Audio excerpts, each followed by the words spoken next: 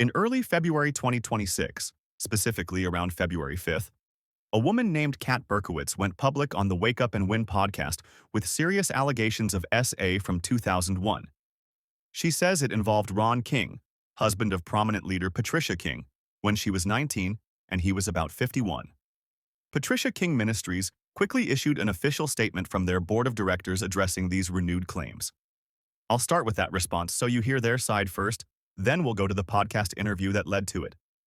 Viewer discretion is advised. This involves allegations of SA and trauma. A statement from the Board of Directors of Patricia King Ministries. From the Board of Directors of Patricia King Ministries. Regarding an event that occurred almost 25 years ago, we acknowledge the seriousness of the allegations that have been raised and the weight such matters carry. We also affirm that the situation was addressed at the time with care, integrity, and in a manner the board believes was thorough, biblically grounded, and intended to serve the well-being of all involved.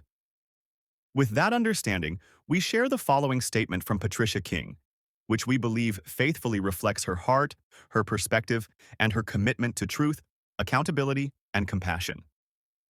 A personal statement regarding historical allegations. I have been made aware of allegations being raised publicly regarding events that occurred approximately 25 years ago, involving a woman who briefly volunteered with my ministry at that time and was living in our home along with other staff and volunteers. Because allegations involving harm are serious, I want to respond with care, accuracy, and humility, while also remaining faithful to what I knew then and to the actions that were taken at the time. Based on what was disclosed to me directly by the woman herself during that season, I was informed of an inappropriate boundary violation involving my husband and this woman. The disclosure I received at that time did not describe assault as that term is commonly understood today. She denied contact involving intimate body parts when I asked. Rather, she communicated that an emotional attachment had begun to form between the two of them, and there had been a brief crossing of an appropriate physical boundary in a group setting. No one present at the time reported observing misconduct or raised concerns, and the matter was brought to me directly by the individual involved. When this was disclosed, I was devastated. It was deeply painful then, and its resurfacing now renews that pain. I confronted my husband immediately. He acknowledged and confirmed that a mutual affection had taken place and he had crossed an inappropriate boundary. He also confirmed that there was no contact involving intimate body parts. He expressed remorse, took responsibility, and submitted himself to accountability. Both he and the woman involved expressed regret and asked forgiveness of one another and of me, which was extended. All of us experienced profound sorrow and disorientation as a result of this event. The inappropriate attachment that had formed was recognized as a serious boundary violation and addressed. I did not assign blame to the woman. My priority was to protect her, my marriage, and everyone in our home. Decisive steps were taken, including ending the living arrangement by offering her an alternative placement, establishing clear and firm boundaries, and ensuring that there was no further private interaction between them. We also promptly disclosed the matter fully to our senior pastors and accountability leaders at the time, and followed their counsel and direction.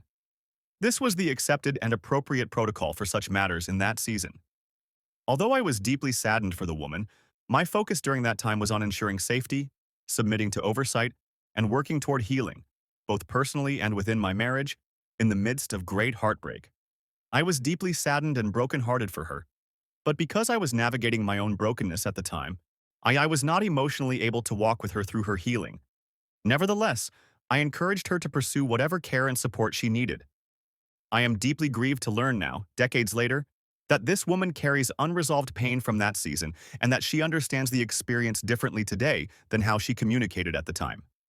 While my recollection and understanding of the events differ from how they are currently being characterized, I do not dismiss the reality of her pain, and I hold genuine compassion for her. I want to state clearly, I never knowingly covered up this incident. I acted on the information that was disclosed to me by her and my husband at the time. My husband was not a leader in our ministry, was not on staff, and did not hold spiritual authority within the organization. Nevertheless, the situation was addressed seriously, with accountability and pastoral oversight. At the same time, I recognize that situations involving boundary violations and complex relational dynamics can leave lasting wounds, even when corrective action is taken. My husband is now living with advanced dementia in a memory care unit and is not able to meaningfully participate in public discussion. To my knowledge, nothing like this ever occurred again, and for more than 2 decades, I have honored the accountability and healing process that followed. Out of respect for all involved, I do not desire to engage in public speculation, argument, or ongoing commentary beyond this statement. I remain committed to integrity, humility, and compassion. My intention is to honor truth while acknowledging pain. I ask for grace and prayer for everyone affected. I'm Patricia King. The board describes the events from approximately 25 years ago as an inappropriate boundary violation that was handled with care, integrity, and biblical principles at the time. They share Patricia King's personal perspective in detail. She says she was devastated when she learned of it back then, confronted her husband immediately, and he acknowledged a mutual affection and boundary crossing. But both he and Kat, at the time, denied any contact involving intimate body parts, or what would be called SA today. Key quotes from Patricia. The disclosure I received at the time did not describe SA as that term is commonly understood today. She denied contact involving intimate body parts when I asked. I confronted my husband immediately. He acknowledged and confirmed that a mutual affection had taken place and he had crossed an inappropriate boundary. No contact involving intimate body parts. I never knowingly covered up this incident. I acted on the information that was disclosed to me by her and my husband at the time. She explains actions taken, ending the living arrangement, Kat was offered another place, setting firm boundaries, no further private contact, full disclosure to senior pastors and accountability leaders, and following their guidance. Ron expressed remorse, submitted to accountability, and, to her knowledge, nothing similar happened again in over 20 years.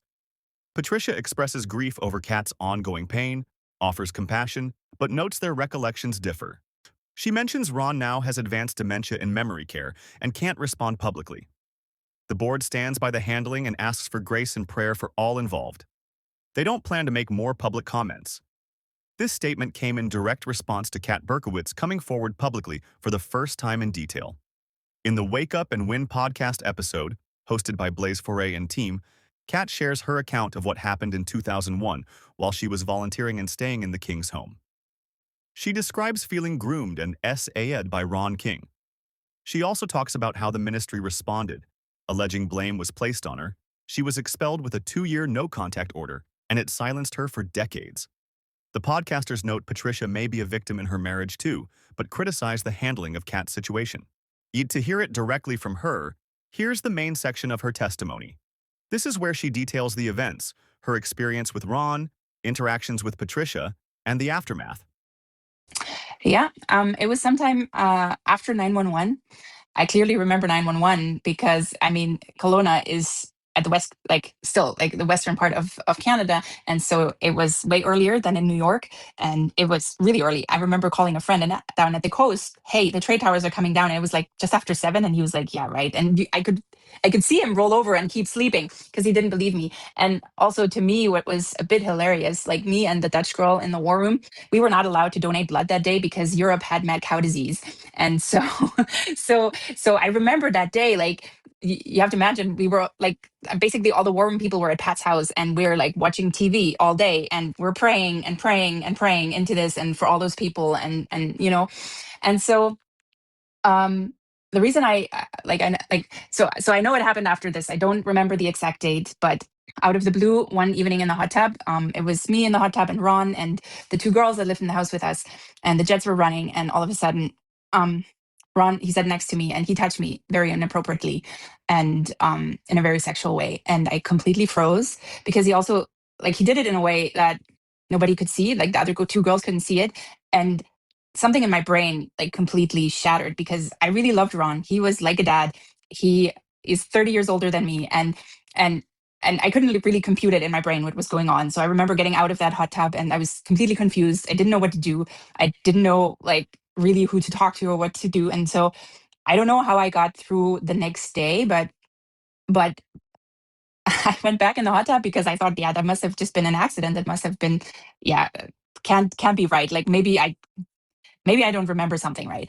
And it happened again. And I froze again. And I yeah, it I think I already knew by then like something is really gonna change. Like, this is not gonna go well or like really good for me, probably, because like the Dutch girl and me, we were European, and we were often like scolded that we were wearing tank tops or bikinis and stuff. And so I remember that Pat approached me and she sat me down with someone else in the room. I do not remember who it was. Like, there's a lot of trauma from that time, and a lot of my memories are very blocked or blurry.